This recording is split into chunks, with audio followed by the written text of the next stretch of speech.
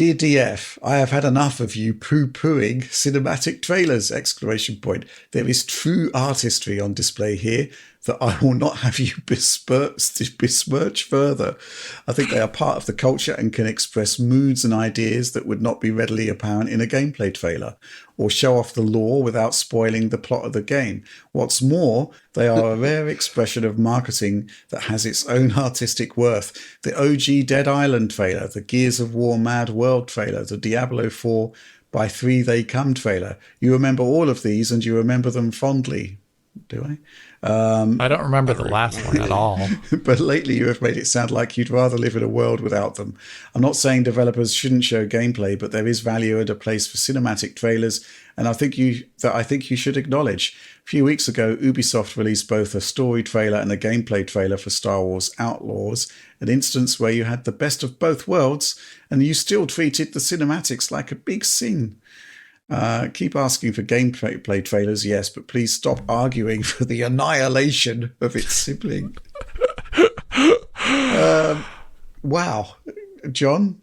I think the thing to consider is there is a point here, but I think that point is not often expressed well with the actual resulting asset. I think if you have a really interesting idea and you execute it with a really nice quality CGI, and it's like that piece by itself is actually genuinely engaging, it can be cool. Like the Dead Island trailer you mentioned, that was kind of fun. And it was obvious that you're just seeing sort of like a little like mood building piece that's kind of funny and interesting. And that works. The problem is that a lot of these CG trailers just seem to be trying to create these like fake game-like scenarios, but like way over the top. And if you just watch them by themselves, they're not actually that interesting, right? It's like saying, if we talk about film, like movies, for instance, or TV shows, like this kind of slots into that category. Not every film is going to be good or entertaining, right? And a lot of these CG trailers, they're just not interesting pieces unto themselves. The ones that we remember are interesting pieces, but I think they're fairly rare overall, because you had to go back and name stuff like Dead Island and Gears of War Mad World trailer. Those are pretty old. I don't even remember the Diablo 4 one, but I'm sure it's good because Blizzard does really good CGI, and that's what they've been known for. And there is absolutely an artistry to their CGI. But a lot of this stuff, it's like it looks technically fine, but it just feels like not that interesting to watch. Like if you say, here's a piece to watch, would you want to sit down and actually enjoy that piece? Not necessarily.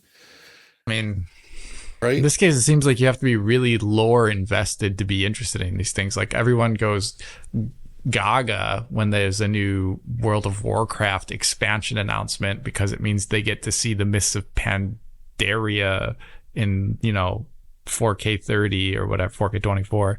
I don't know. Like I think you really have to be lore invested into this to think it's like really interested. And I have instances of that myself, but then at that point, I'm just actually a little bit disappointed that it's only like a 2-minute long trailer or something. Like if I would really prefer if it was if CG is going to be made, then give me like 10 minutes so I can watch something.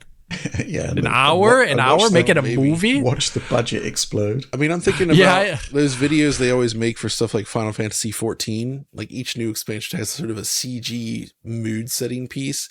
Those are like so well done, and like the music's so good, and they're just visually interesting enough that you can enjoy it, even though it doesn't look anything like the actual game does. But most things I don't think have that creativity, and I really especially hate when you have big multiplayer things where they show like insane amounts of personality in these trailers. They try anyway, but then you actually get into the game and like none of that is there. It doesn't communicate it well at all. So you guys remember the Battlefield thing, the Battlefield 2042 CG trailer that it launched? I don't. Well, it's like you're describing, John. It's like showing like the hot beats of a Battlefield game, but it's all like custom, animations and stuff. It's like the game doesn't play like this, and it's already, it's just, I don't know. Sorry. Yeah, I think if it's far enough from a gameplay trailer, it can be pretty interesting still. If it's just like that. But then, it can also get you into trouble, as we know. Like the whole Killzone 2 scenario, where that trailer was pretty darn cool. That was an entertaining trailer to watch, but unfortunately, it looked too much like the game, and it kind of confused people and created a gigantic issue for them. The Motorstorm trailer was the same, but those were cool trailers, I would say. So CG trailers, I think, are fine if the trailer itself is genuinely interesting and enjoyable to watch, whether or not a game is associated with it. But since the trailers are often not that interesting, well, yeah. I mean, a classic example would be Assassin's Creed Shadows, right, where you had the CG intro, and then you actually got to see the gameplay. And, basically that initial intro served no purpose whatsoever, particularly when the gameplay was arriving like a week or two later. And, basically consigns that initial asset to the bin, really. It doesn't do anything. It didn't do anything. Doesn't represent the game. It doesn't particularly present a mood or anything. It's just an introduction to the game, which could have been done with game assets. And we are still facing this issue of entirely misrepresenting what the actual quality of the game visuals is going to be like in a way that you just don't ever see in any other form of media. I mean, we've talked about this many, many times in the past. You don't typically see movie trailers where everything looks a whole lot better than the movie. It's not as if Taylor Swift puts out a promo for a new record that sounds 100 times better than the one that actually comes out. It's just extremely jarring and is entirely specific, seemingly, to this industry. It just doesn't really make sense to me. I think there can be sort of ways to announce a game that don't require fakery. I'm just thinking back to Crackdown 3, where they just had that orb. Do you remember the CG orb? And it was just like the classic sound effect of the orb from the original Crackdown, right? And the orb, and it was like, okay, wow, this is great. Crackdown's coming back. It didn't overpromise, and it set the scene. That's the one I kind of do remember because it was so simple but so effective. I don't really remember too many of these. Obviously, I do remember the Gears of War Mad World trailer, but that's pretty much it. I think so. In the past, CG was showing things that were impossible in real time, and that's why we also saw a lot of CGI intros and such. It gave you a look at sort of what they were envisioning, but through a lens that was impossible to do within the game. But as graphics improved, suddenly it started to make less sense, at a certain point, because the game itself already looked good enough. And in some ways, the CG would end up looking weird, like almost like a weird uncanny valley like thing where you're used to seeing how the game might look, but then the CG just looks off. So there is that kind of problem as well. But it's definitely a tricky thing.